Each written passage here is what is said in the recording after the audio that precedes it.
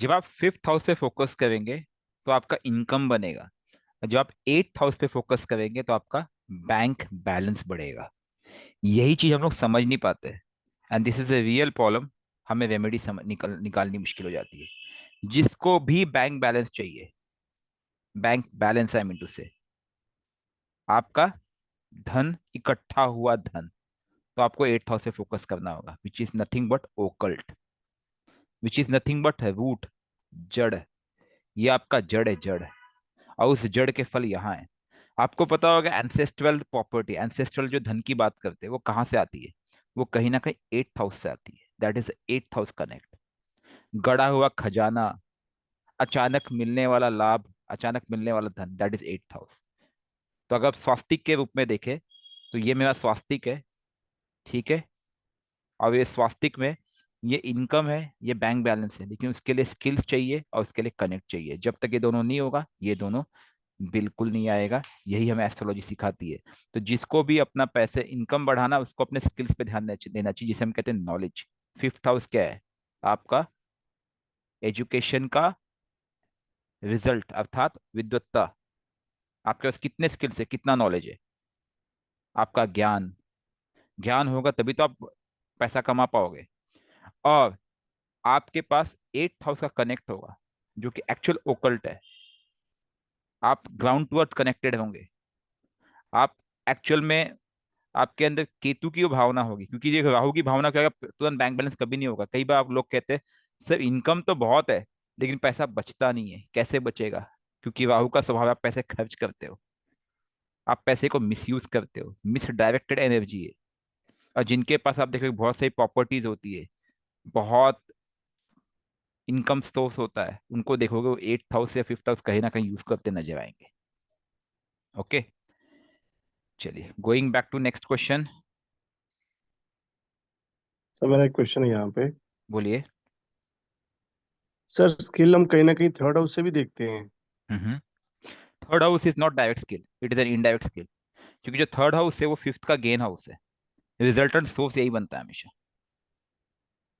और third house का जो इनडायरेक्ट स्किल्स है, इसका गेन हाउस है। तो आप देखोगे कि इसका भी गेन हाउस है, वो आपका भाग्य। सोर्स यही बनेगा, इसका गेन और इसका इसका भी गेन, तभी तो भाग्य बनता है। तो आप जब आप स्किल्स डेवलप करते हो, ठीक है, और उसके जी। रिजल्ट को यहाँ पे यूज करते हो, then it goes that way. जब आप एजुकेशन की बात करते हो, नॉलेज लेवल, नॉलेज लेवल क्या है आपका? पढ़ाई लिखाई जो आप करते हो, राइट। लेकिन उसको एक्चुअल जो अप्लाई करोगे तो वो उसका आपका स्किल्स यही हुआ ना। तो जी। Third third is not a direct house, ठीक है। Thank you. Primary is fifth.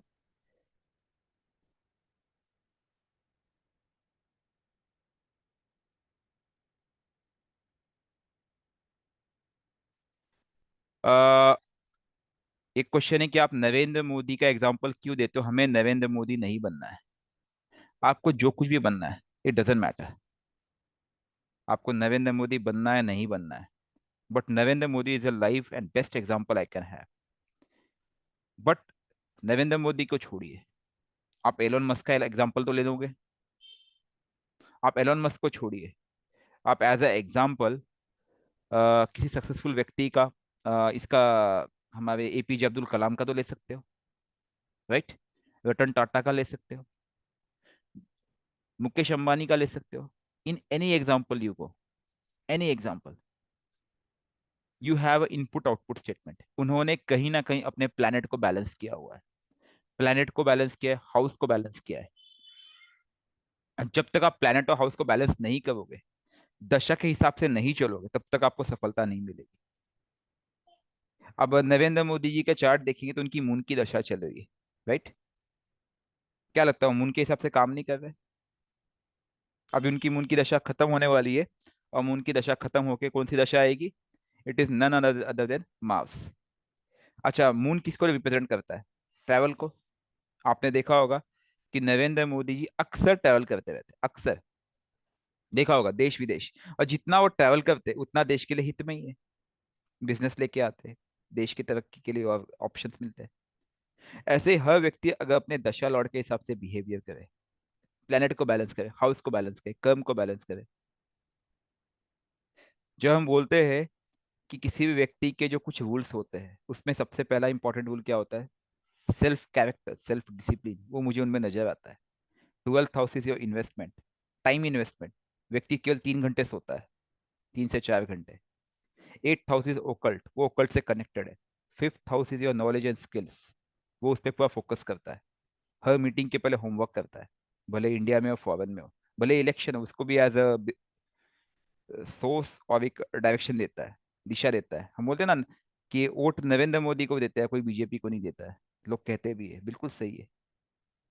तो directly indirectly he is using astrology with a discipline. Discipline is again 6th house. तो 6, 8, 12 को भी यूज कर रहे हैं, दशा को भी यूज कर रहे हैं, तो उनको सफलता क्यों नहीं मिलेगी? मुकेश अंबानी का ले लो। आई डोंट रिमेम्बर उनकी अभी दशा कौन सी चल रही है, but he is very discipline, ground to earth, right. वो अपने हाउसेस को वो डोनेशन व्यक्ति आज भी करता है। पब्लिक फिगर, पब्लिक इंटरप्राइज, आपने देखा होगा रिलायंस इंडस्ट्रीज कितना लोगों में बांटता है पैसा, पता है आपको? डिविडेंड्स जाते हैं उनके कंसिस्टेंटली। और ये चीज किसने सिखाया उनको? धीरू भाई ने सिखाया था। उनके घर में आज भी आध्यात्मिकता है। Coincidentally I worked in Reliance industries, तो मुझे उनका बैकग्राउंड पता है। One of my good friend was assisting Mukesh Ambani in business decisions. He is from I am pass out. तो मुझे पता है उन लोगों का कल्चर क्या है। 6, 8, 12 वो आज भी यूज करते हैं। प्लैनेट्स को आज भी यूज करते हैं, आज भी वो स्किल सेट्स पे फोकस करते हैं। ऐसा नहीं किसी प्रॉफिट आ जाए, प्रॉफिट आ जाए, प्रॉफिट आ जाए। रिलायंस इंडस्ट्रीज में इतने एडवांसमेंट में काम किया जाता है कि पूछो मत। उनके जो प्लांट्स है उसमें काफी काम किया जाता है। तो we need to understand that planet, planet का बैलेंस, हाउस का बैलेंस जिसमें planet and house both, right, plus दशा एंड 6 8 12 जो इनको यूज करता है वो सफल है। भले नरेंद्र मोदी हो, अंबानी हो, या एलोन मस्क हो। आप बोलोगे एलोन मस्क कैसे? एलोन मस्क भी यूज करता है, क्यों नहीं करता है? वो केतु को प्रॉपर यूज कर रहा है। केतु केवल अध्यात्म नहीं, केतु जड़ है, केतु रूट से, वो जड़ से काम करता है। और राहु की तरफ बढ़ रहा है। Rahu is what your space, space industry में काम कर रहा है, expansion, right. Input and output. Input क्या है? उसका पूरा फोकस इनपुट पे, मैं क्या इनपुट दे रहा हूँ। बंदा मेहनती है, वो भी 3 से 4 घंटे सोता है, रोज 16 घंटे 18 घंटे काम करता है, लैब में पड़ा रहता है। So we need to understand, जो व्यक्ति अपने स्किल्स 6 और 8 पे फोकस नहीं करेगा, उस व्यक्ति को बोलने का कोई अधिकार नहीं है कि मेरा 11th और सेकंड हाउस क्यों वीक है। जो व्यक्ति 16 घंटे मेहनत करेगा, कर्म पे फोकस करेगा, और नॉलेज पे फोकस करेगा, छोटा छोटा ज्ञान, कि तू क्या पता माइन्यूट ज्ञान है किसी भी चीज का। आप जो भी काम करते हो, बिजनेस करते हो, नौकरी करते हो, कुछ भी कीजिए, उसके जड़ में जाइए। क्यों, क्या खेती में लोग सक्सेसफुल नहीं है? आपने सुना होगा महाराष्ट्र में एक चितड़े बंधु, नाम सुना है किसी ने चितड़े बंधु का? मुझे आज भी याद है, जब मैं छोटा था उनके पास मुश्किल से कुछ भैंसों से उन्होंने बिजनेस स्टार्ट किया था, उनके पिताजी ने। आज उनका इतना बड़ा व्यापार, उनके पास कई हजार भैंस है। स्पेशली केवल दूध नहीं, उनके प्रोडक्ट्स बनाते हैं। आज भी चिचड़े की मिठाइयाँ हैं, उनके जो प्रोडक्ट्स ए ग्रेड प्रोडक्ट्स है। उन्होंने एक्सपांड किया, उन्होंने छोटे छोटे माइन्यूट माइन्यूट चीजों पे ध्यान दिया, and they have done expansion. Again 5th house. तो 5th हाउस केवल किताबी ज्ञान नहीं, इट्स एक्चुअल नॉलेज है, एक्चुअल स्किल्स है। आप स्किल डेवलपमेंट करो। और 8th हाउस उस रूट से कनेक्टेड हो, जड़ है, जो जमीन के अंदर जो दिखाई नहीं देता है। कभी आपको जड़ दिखाई देती है? नहीं देती है। उस जड़ से कनेक्ट करोगे तभी आप उस राहु के फल को यहाँ पे प्राप्त कर पाओगे। This is what astrology suggest. So we have many examples. ठीक है, नेक्स्ट क्वेश्चन।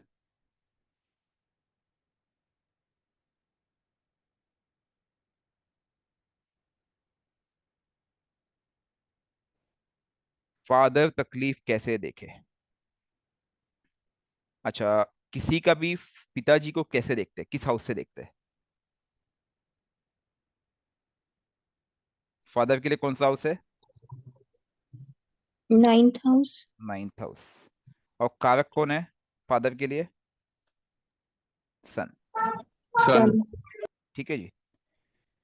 जब हम बोलते हैं मैं पिताजी की तकलीफ देखनी है, आपको सीधा आपको नजर आएगा कि आपके चार्ट में नजर आ जाएगा कि 9th हाउस का जो लॉर्ड होगा, चाहे जो भी प्लेनेट, अभी मैंने यहाँ पे मेष लगन की कुंडली, तो 9th हाउस का लॉर्ड जुपिटर हो गया। आपकी कोई भी लगन होगी, तो नाइन्थ हाउस का जो लॉर्ड होगा, नाइन्थ लॉर्ड एंड और मैंने कहा, ठीक है, एंड और सन जो कि कारक है, ये मैलेफिक इफेक्ट में होंगे। ये मैलेफिक इफेक्ट में होंगे। जैसे ही मैं कहता हूं malefic effect, we need to understand what do mean by malefic effect. Malefic effect can be in any form, ठीक है। अब वो मैलेफिक इफेक्ट सबसे इंपॉर्टेंट है, प्लैनेट के हो सकते हैं, जिसमें कौन है, राहु, केतु, शनि, मंगल। स्पेशल में राहु केतु शनि को ही मेन लेता हूँ, मंगल का बिहेवियर में अलग तरीके से ले सकता हूँ। नंबर एक। दूसरा मैलेफिक इफेक्ट कहाँ से आ सकता है, एनीबॉडी,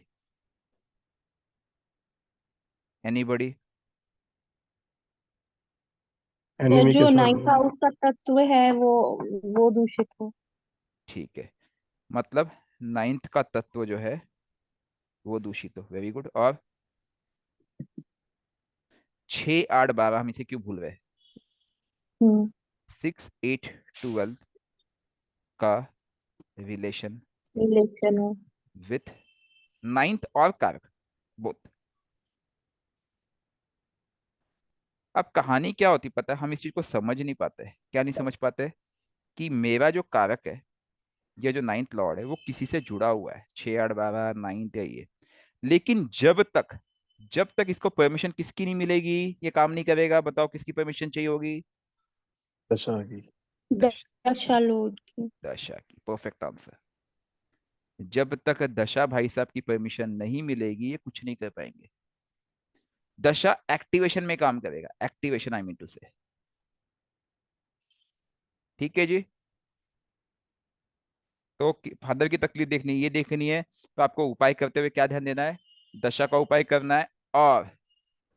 और उस नाइन्थ लॉर्ड या सन, खास करके नाइन्थ लॉर्ड में प्राइमरी देखूंगा, सन इज सेकेंडरी, ठीक है। उस नाइन्थ लॉर्ड पे इनमें से जिसका भी इफेक्ट पड़ रहा है उसको निगेट करना पड़ेगा, प्रॉब्लम ठीक हो जाएगी। कैसा भी चार्ट हो, इससे ज्यादा प्रॉब्लम बनेगी नहीं, देख लेना आप। प्रेडिक्शन में भी कोई एस्ट्रोलॉजर कोई बहुत बड़ा कोई तीर नहीं मारता है कि आपके पिताजी को दिक्कत चल रही है। सपोज मेरा सिक्स लॉर्ड मर्क्यूरी है, नाइन्थ के साथ बैठा है, और दशा लॉर्ड भी साथ में बैठा है, या मर्क्यूरी की दशा चल रही है, मैं सीधा बोल दूंगा क्या आपके पिताजी को नर्व्स की प्रॉब्लम चल रही है। वो बोलेगा हाँ जी सर, बिल्कुल सही कहा, अब मैंने कोई बहुत बड़ा तीर मार दिया है प्रेडिक्शन मार के।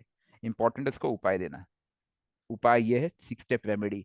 आप 6 स्टेप रेमेडी अपने पे करोगे, रिजल्ट वहां पे आएगा, आपको पता भी नहीं चलेगा।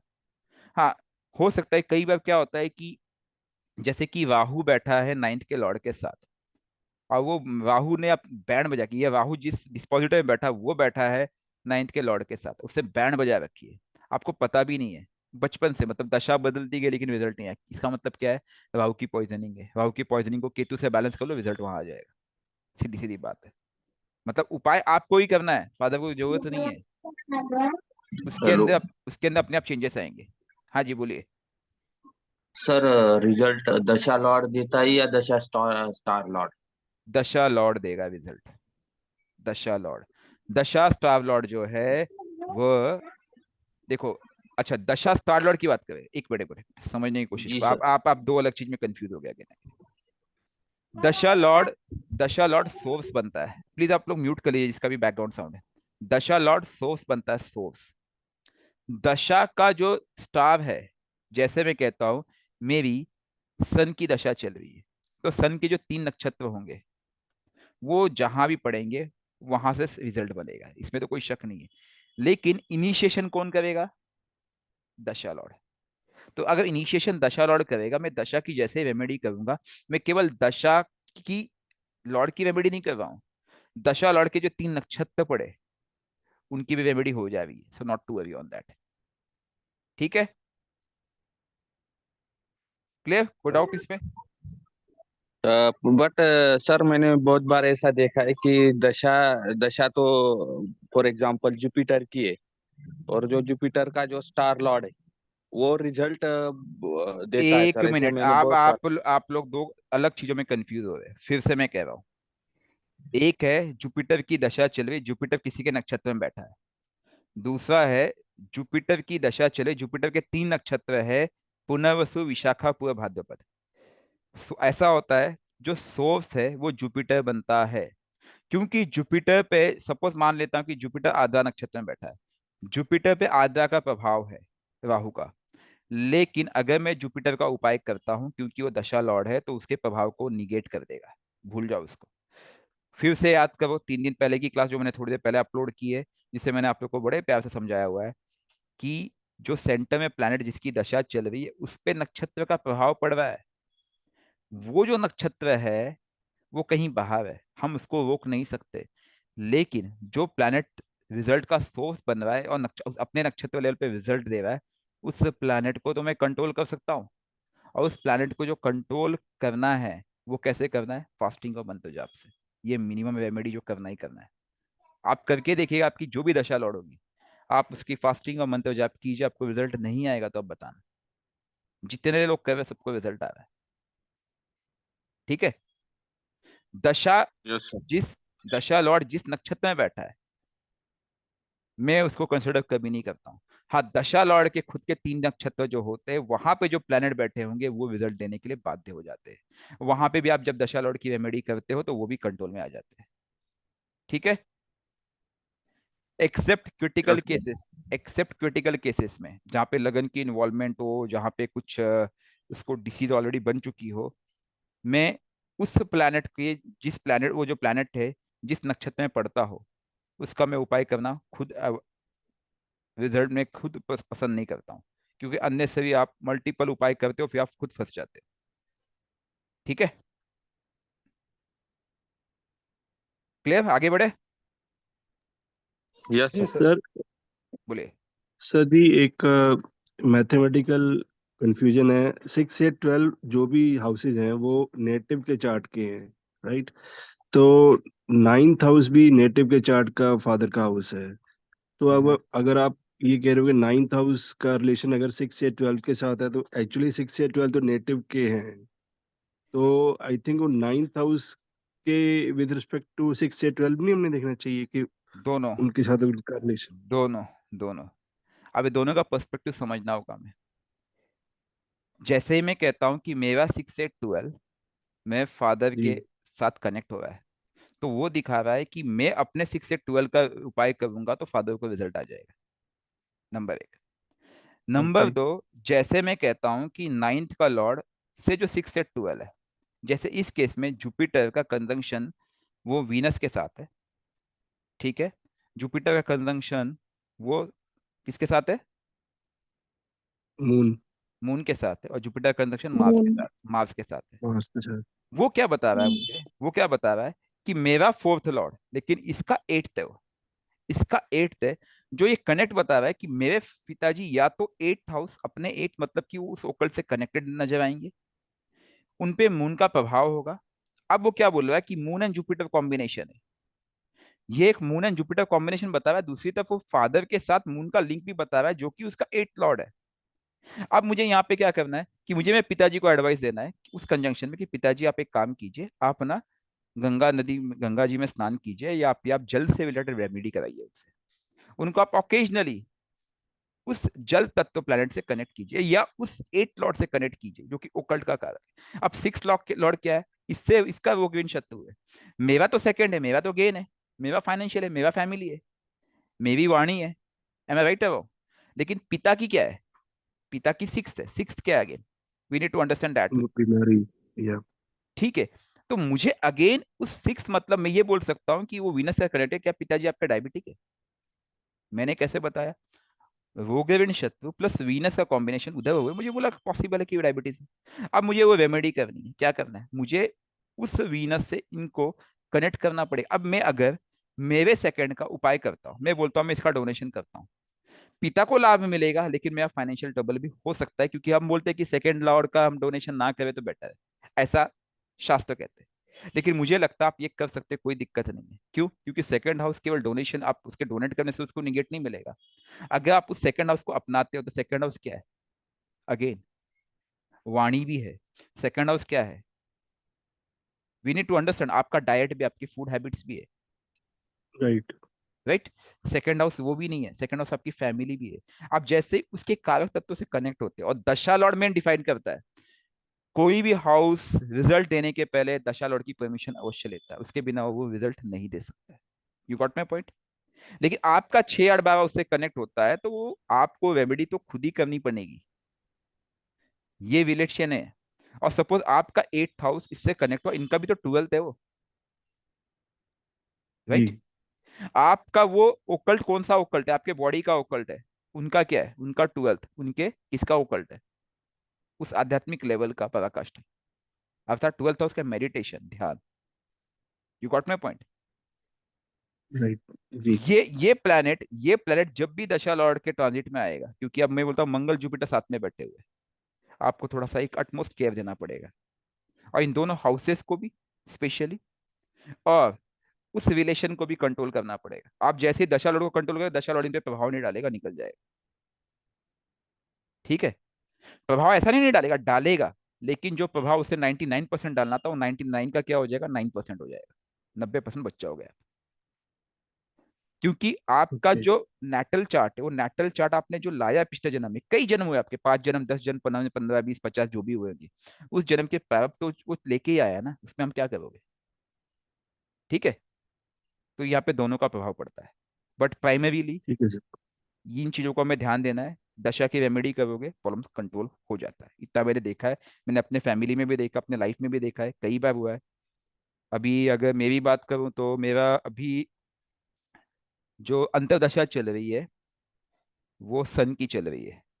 ठीक है, और मेरे 9th हाउस में राहु बैठा हुआ है, राहु एंड मर्क्यूरी। मर्क्यूरी सन साथ में है, पिताजी को दिक्कत हुई, अभी कुछ दिनों पहले की बात बता रहा हूँ, नॉट लॉन्ग। ठीक है, अभी भी कुछ इफेक्ट है, उनके पैरों में दिक्कत चल रही है। ठीक है, and I know the remedy very well, कैसे करना है, कंट्रोल हो जाएगा। तो ये चीजें हमें पता होनी चाहिए बस। ठीक है, तो this question was logical, that's why I took it. Okay. Thank you sir. Okay, next question,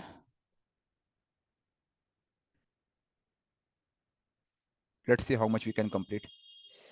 आपके अनुसार महादशा का व्रत वो फेवरेबल अनफेवरेबल करना बहुत लाभदायक है।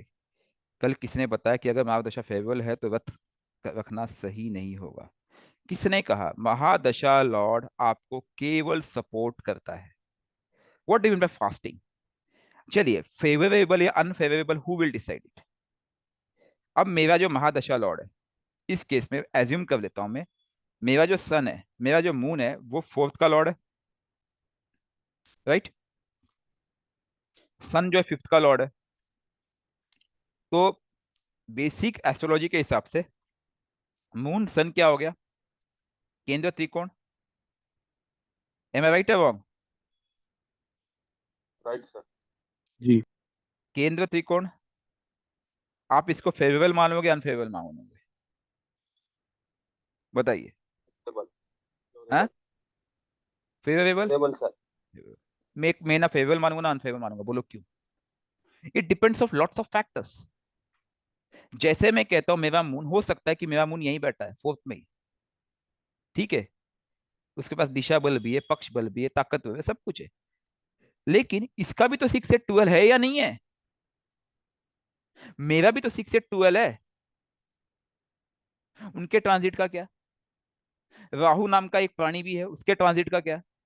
हो सकता है राहु इसके टाइम में बैठा हो। आपको पता है राहु हर 6 साल में एक बार मून के तत्व को टच करता है या नहीं करता है? हर 6 साल में वो एक बार जल तत्व से गुजरता है, क्योंकि 18 साल का साइकिल है उसका। हम्म। पॉइजनिंग करेगा या नहीं करेगा? करेगा sir. What about that poisoning? ऐसा कभी आपने कोई व्यक्ति देखा है जिसका बहुत ही पावरफुल केंद्र त्रिकोण के प्लैनेट का दशा चल रहा है, वो केंद्र त्रिकोण में बैठा है, उसका 6 8 12 से संबंध नहीं है, सब कुछ भला भला भला है, और उसके दशा में उसको कोई प्रॉब्लम नहीं आया हो? कभी देखा है? नहीं सर। हम जब फास्टिंग करते हैं, fasting is nothing but detoxification. क्योंकि हमारा बॉडी जो है, it is made up of 5 elements. What is our body made up of? 5 elements. उसमें से 4 मेन एलिमेंट्स है। What are those 4 main elements? बताइए। वाटर। अग्नि जल। अग्नि, पृथ्वी, वायु, जल। Fire. Again I am telling you, भगवान।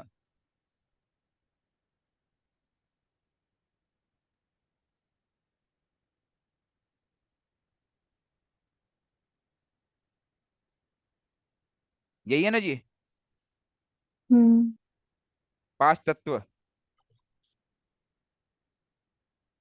अग्नि पृथ्वी वायु जल, भूमि अग्नि आकाश वायु नीर, इससे हम बने हुए हैं। अब मुझे बताइए कि इनमें से जिस तत्व में, जो एक तत्व है जो दशा लॉर्ड का तत्व है, उसके अंदर के टॉक्सिन्स का क्या क्या उससे प्रभाव नहीं पड़ेगा? जब आप फास्टिंग करते हो, हमारे बॉडी में ये सभी तत्व है, ठीक है?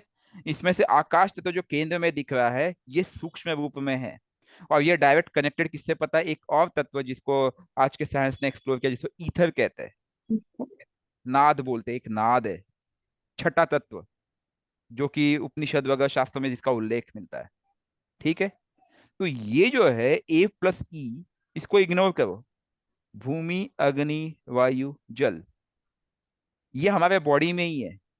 तो जब भी उस पे कोई टॉक्सिन्स आएंगे, वो हम पे प्रभाव डालेगा। तो जब हम फास्टिंग करेंगे, तो आप क्या कर रहे हो? जो पुराने विकार है उस तत्व में, उसको निकालने का प्रयास कर रहे हो।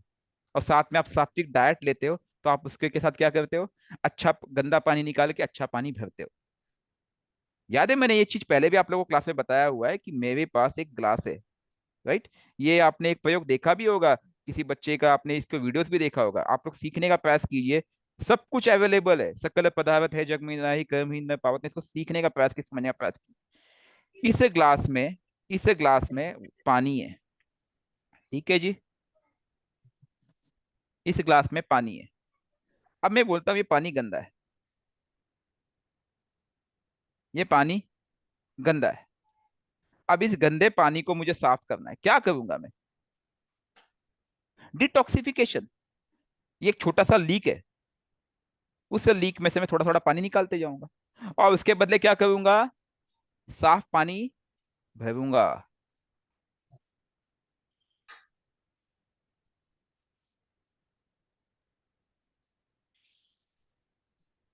राइट?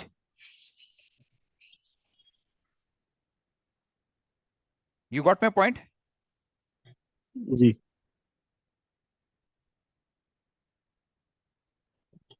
तो ये जो लीक है, लीक हम सबके पास है, हम उसको लीकेज इंटेंशनली करते हैं, and that leakage is called as nothing but fasting. हम इंटेंशनल लीक करते हैं उसको डिटॉक्स करने के लिए,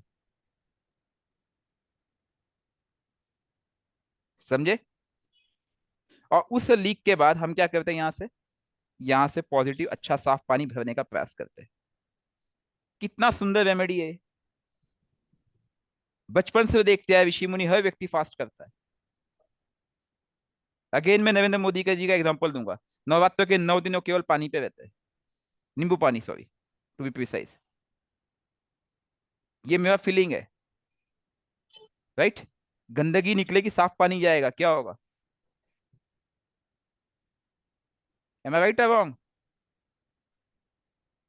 फास्टिंग हर प्लेनेट का करो, जिसकी भी दशा हो, आंख बंद करके करो, कोई डरने की जरूरत नहीं है। Fasting is a divine remedy. मैं खुद हफ्ते में 2 से 3 दिन फास्ट करता हूँ, ट्रस्ट मी। मेरी 3rd और 6th की दशा चल रही है, कोई प्रॉब्लम नहीं होती है।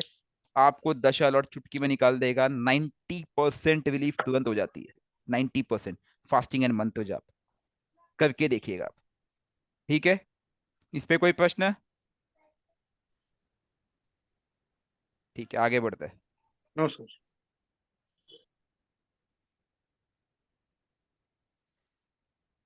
ओके।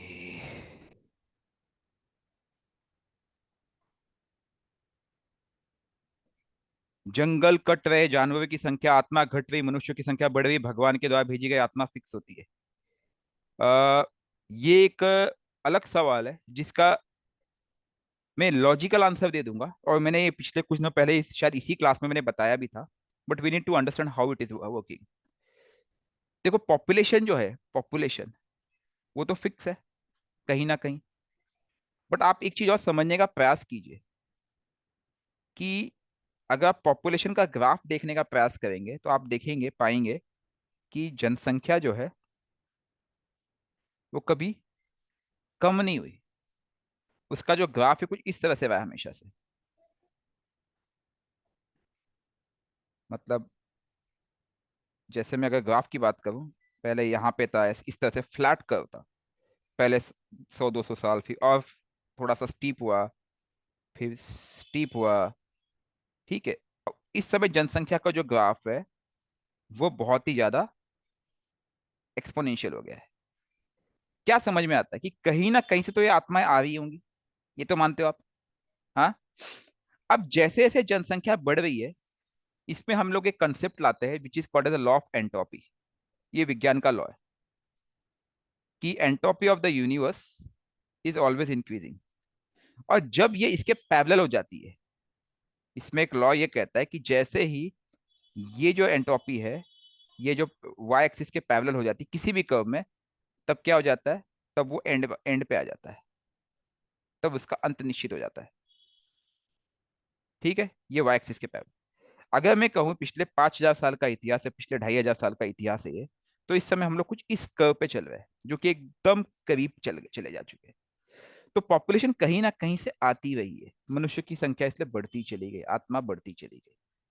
कहाँ से आ रही है? अगेन फिर ये क्वेश्चन आता है। कुछ लोग कहेंगे परम धाम से आ रही है, कुछ लोग कहेंगे कि हो सकता है कि जैसे हमारी पृथ्वी ऐसे और भी पृथ्वी होगी जहां से आती होंगी वो आत्माएं। और कुछ लोग ये भी कहते हैं कि 84 लाख योनियां हैं, तो जानवर कीड़े मकोड़े मरते वही मनुष्य बनते होंगे। अलग अलग कंसेप्ट हैं, गलत तो नहीं कह रहा मैं। बट जो एक चीज पाई गई है कि जब किसी भी व्यक्ति को ट्रांस में लेके जाया जाता है, पूर्व जन्म के किस्से ऐसे कई चीजें हैं, हिप्नोटाइज करके जब पीछे ले जाया जाता है, तो कभी किसी व्यक्ति ने ये नहीं कहा कि मैं कीड़ा मकोड़ा था या कोई जानवर था या कोई ये था। तो वो तो रूल आउट हुआ। प्रैक्टिकली मैं केवल साइंस की बात कर रहा हूँ। ठीक है, हो सकता है मैं गलत भी। राइट। इसका प्रमाण नहीं मिला, तो प्रमाण ये मिला कि मनुष्य जो है, मनुष्य यहाँ उसकी भाषा बदल गई। कि जापानी व्यक्ति इंडिया में जन्म लिया, इंडियन व्यक्ति ने अमेरिका में जन्म लिया। ठीक है, अलग अलग जगह वो स्थान बदल गए। कोई कबीले का व्यक्ति ने जन्म लिया, लेकिन कई ऐसे केसेस है जिसको याद रहता है। लेकिन जब हम एक साइकिल में आगे बढ़ते हैं, again going back to astrology, ये जो साइकिल होता है ना, ये क्षण मरने के बाद, यहाँ पे हमारी मृत्यु मरने के बाद जब ये साइकिल पार करते हैं, तो यहाँ पे जुपिटर जो ज्ञान का कारक है, और सैटर्न प्लस राहु जो कि कर्म को का प्रारब्ध देने का कारक है, यहाँ पे हम एक साइकिल में बहुत ही पीड़ा लेके जाते हैं और हम उसको पार नहीं कर पाते हैं, और यहाँ पे हम सब कुछ भूल जाते हैं। उसके बाद जो मरकरी का जो लास्ट नक्षत्र होता है, वहां पे हम जब जन्म लेते हैं, उस जन्म के बाद जब हम उस साइकिल में प्रवेश करते हैं, ये जो साइकिल है, बालपन, उस तक हम सब भूल जाते हैं। इसलिए कई बार देखिए, जो छोटा बच्चा रहता है, जब वो बीमार होता है तो उसको बहुत सारे सपने आते हैं। कि मुझे आज भी याद है, बच्चों ने मुझे एक बहुत सपना कई बार आता था। और मुझे लगता है कि कई बार कि वो कहीं ना कहीं जन्म किस्सा पिछले जन्म का है। हालांकि जब मैंने एस्ट्रोलॉजी से डिकोड किया तो मुझे बहुत सारी चीज समझ आई। हालांकि वो टॉपिक अभी वो नहीं होगा, but we need to understand कि हम यहीं पे भूल जाते हैं। So we have some memory जो कि अव्यक्त से आई है, और व्यक्त आते आते हम उसे भूल गए, और नई मेमोरीज को हम स्थापित करके आगे लेके जा रहे हैं। ठीक है। तो संख्या बढ़ती जा रही है, एंट्रोपी बढ़ती जा रही है, भले वो ग्लोबल वार्मिंग हो, भले वो टेम्परेचर राइज हो, पॉपुलेशन राइज हो। और जब ये एकदम अति, मतलब अति सर्वत्र कहावत है, तो ये अति का टाइम नजदीक आ रहा है, और धीरे धीरे उसके बाद क्या हो गया, डिमिनिश हो जाता है। जब वो डिमिनिश होता है तो वापस से साइकिल यहीं घूम जाता है, और वापस से यहीं से स्टार्ट होता है। और ये जो घूमता है सडन घूमता है, मतलब ये पॉइंट सीधा यहाँ पे आ जाता है, फिर एक साइकिल स्टार्ट होती है। This is how universe works, अगर आप साइंस को और डिटेल में स्टडी करेंगे तो चीजें घट रही है, डिफॉरेस्टेशन हो रहा है, और सबका कर्व आपको यही नजर आएगा। भले आत्मा की संख्या हो, जानवर की संख्या हो, मनुष्य की संख्या हो, या फिर ग्लोबल वार्मिंग हो, पॉल्यूशन हो, पॉपुलेशन हो, सब जगह आपको यही कर्व नजर आएगा, लॉ ऑफ एंट्रोपी। ठीक है जी।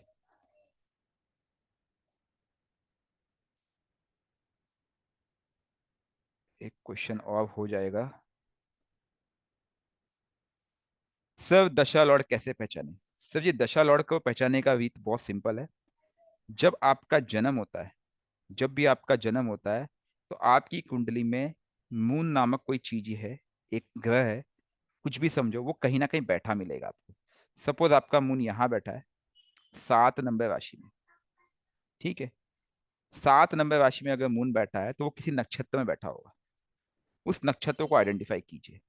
अच्छा, अब 7 नंबर में कौन कौन सा नक्षत्र आता है, एनीबॉडी? विशाखा आता है, साथ ही आता है। स्वाति आता है, और अनुराधा का भी कुछ एक हिस्सा आता है शायद, if I am not wrong. ठीक है, विशाखा तो 100% आता है, शायद अनुराधा नहीं आता, विशाखा, स्वाति और चित्रा का कुछ हिस्सा है। एनीवे, सपोज लो आपका मून विशाखा नक्षत्र में है, मून इज इन विशाखा। इसका मतलब क्या हुआ, विशाखा नक्षत्र किसका है, जुपिटर का नक्षत्र है। तो आपने जब जन्म लिया उस समय आपकी जुपिटर की दशा थी। ठीक है, अब दशा सिस्टम में टोटल 9 प्लैनेट्स है, 9 प्लैनेट्स है, और इनको 120 डिग्री में 120 ईयर्स के लिए डिवाइड किया गया, अलग अलग डिवीजन है। इसे हम क्या कहते हैं, विंशोत्तरी दशा पद्धति। वैसे अलग अलग तरह की दशाएं हैं, बट विंशोत्तरी बहुत ही क्लियर, बहुत ही क्लोजली मैच करती है। सर विंशोत्तरी दशा, पुनर्वसु शाखा। जस्ट मिनट, जस्ट मिनट, विंशोत्तरी दशा पद्धति। ठीक है, अब 9 प्लैनेट्स को जो आप डिवाइड करोगे तो जुपिटर को एक समय मिला, उसके बाद नेक्स्ट प्लैनेट आएगा सैटर्न। ठीक है, उसके बाद अगला आएगा। तो आपकी जो आयु होगी जिस समय आप चल रहे हो, आप अपनी कुंडली को जब भी खोलेंगे उसके अंदर आप पाएंगे कि आपका जन्म नक्षत्र कुछ था, वो आपकी पहली महादशा थी, और उसके बाद अभी के समय पे वो जुपिटर से बदल करके हो सकता है शनि हो गया हो या बुध हो गया। आपकी आयु, आपकी डेट, आज की डेट के हिसाब से वो आप कुंडली जब भी खोलेंगे उसमें दिखा देगा कि इस समय आपकी दशा कौन सी चल रही है। तो ये जिसकी दशा होती है, महादशा होती है, वो दशा लॉर्ड होता है। और इसे 5 तरह का होता है। महादशा के बाद, एमडी के बाद उसके अंदर आता है एडी, आता है अंतर्दशा, फिर प्रत्यंतर दशा, फिर प्राण दशा और सूक्ष्म दशा। सूक्ष्म दशा।